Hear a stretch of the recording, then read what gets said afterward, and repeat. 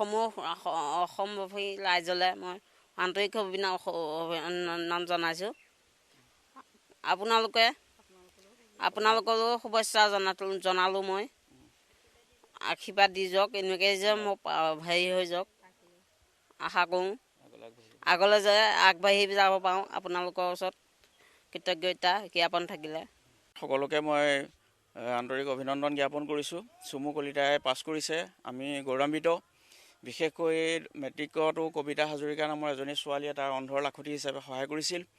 আৰু উচ্চতৰ মাধ্যমিক বিদ্যালয়তো আমাৰ এজন ছাত্ৰ সৌৰভ দাসে মানে ক্লাছ প্ৰথম ইয়াত হায়াৰ ছেকেণ্ডেৰী প্ৰথম বৰ্ষত থকা সৌৰভ হাজৰিকাই মানে আমাৰ ইয়াৰ হৈ পৰীক্ষা দিছিল, অৱতীৰ্ণ হৈছিল। আমি তেওঁলোক দুয়োকে অশেষ ধন্যবাদ জ্ঞাপন কৰিছোঁ। লগতে বিশেষভাৱে সক্ষম ল'ৰা, আমি ব্ৰেইনৰ অপাৰেশ্যন কৰাৰ বিনিময়ত তাৰ দুয়োটা চকু অন্ধ হৈ গৈছিল। তাতো আমি হাৰ নামানি আমাৰ বিশেষকৈ আউনীআটী হাইস্কুলৰ প্ৰশান্ত দোলাগাহৰীয়া ছাৰে ইয়াক মানে নাম লগাই দিছিলে। আৰু তাৰ পৰাই আমাৰ ইয়াৰ নীতিপাঠ আৰম্ভ হৈছিল। ইয়াৰ পাছত 2016 চনত আকৌ এবাৰ ব্ৰেইনৰ অস্ত্ৰোপচাৰ কৰিবলগীয়া হৈছিল। সেই সময়ত আমাৰ মাজুলীৰ সংগীত শিল্পী হিচাপে জুবিন গাৰ্গ ডাঙৰীয়াই সহায় কৰিছিল। অমৰদ্বীপ পল নামৰ এজন বিশেষ ব্যক্তি, সাগৰিকা গোস্বামী, আমাৰ মাজুলীৰ ৰঞ্জিত ভূঞাকা, মিতালী বাইদেউ, মালতী বাইদেউ, এনেকুৱা সহযোগত সাগৰিকা গোস্বামীকে আৰম্ভ কৰি সকলোৱে আমাৰ নৱনীল বৰুৱাৰ অস্ত্ৰোপচাৰৰ জৰিয়তে তেখেতৰ আমাৰ নতুন এটা জীৱন তেওঁ লাভ কৰিলে।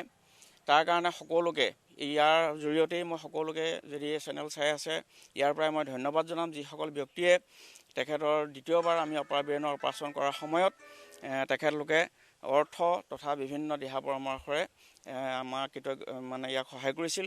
ইয়াৰ উপৰি সৰ্বশিক্ষা অভিযান মিছনৰ তৰফৰ পৰাও চুমুক প্ৰতি মুহূৰ্ততে আজিলৈকে আমাক সহযোগিতা আগবঢ়াই আছে। পৰীক্ষা দিয়াৰ পৰা ধৰি কিবা অসুবিধা পাইছে নেকি, স্কুল নিয়ালৈকে ধৰি সকলো ক্ষেত্ৰতে তেওঁলোকেও সহযোগিতা আগবঢ়াই আছে। আমি বিদ্যালয় কৰ্তৃপক্ষ তথা মাজুলী কলেজৰ কৰ্তৃপক্ষ, আউনীআটী উচ্চতৰ মাধ্যমিক বিদ্যালয়সমূহ শিক্ষকবৃন্দক ইয়াৰ জৰিয়তে ধন্যবাদ জ্ঞাপন কৰিছোঁ। এজন বন্ধুৱে এটা কিলাগতিৰ খুন্দা খাইছিল, তাৰ ফলত ব্ৰেইনত তাৰ যথেষ্ট ক্ষতিসাধন হৈছিল। আমি সেই সময়ত ইমান গম পোৱা নাছিলোঁ। আমাৰ অপাৰেশ্যন কৰা অলপ পলম হ'ল। 6 মাহমানৰ পাছত তাৰ বেছি হোৱাত আমি ব্ৰেইনৰ অপাৰেশ্যন কৰিলোঁ। লাহে লাহে তাৰ দৃষ্টিশক্তিটো হেৰাই গৈছিল। কিন্তু 2016 চনত সি আকৌ অসুস্থ হৈ পৰিছিল। 2016 চনত তাক আকৌ ব্ৰেইনৰ অপাৰেশ্যন কৰিলোঁ। সেই অপাৰেশ্যনত GNRC হস্পিটেল কৰ্তৃপক্ষই ইয়াক বিশেষভাৱে সহায় কৰিছিল নৱনীল বৰুৱা ডাঙৰীয়াৰ নেতৃত্বত।